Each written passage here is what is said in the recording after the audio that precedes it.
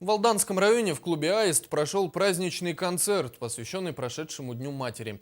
О праздничной программе расскажет Татьяна Вахнина.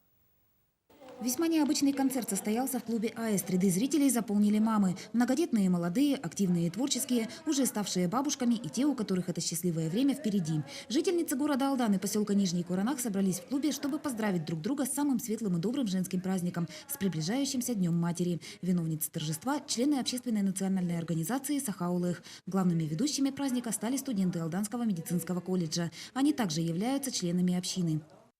Делает своими же силами.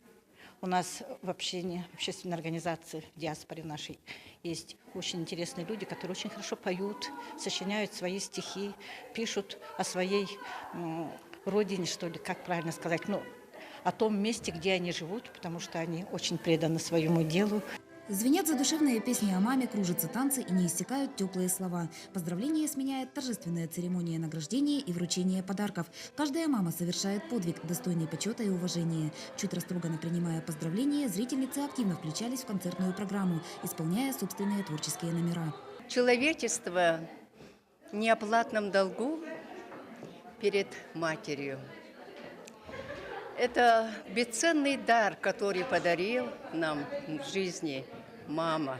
Это жизнь. После завершения концертной программы женщины не спешили расходиться. Негромкие беседы за чаем продолжались до позднего вечера. Организаторы праздника сетуют лишь на то, что затрудненная дорожная схема, отсутствие транспорта и погодные условия не позволили поздравить тех матерей, членов национальной общины, которые проживают в отдаленных поселках. Татьяна Вахнина, Сергей Шипачев, НВК «Саха», Алдан.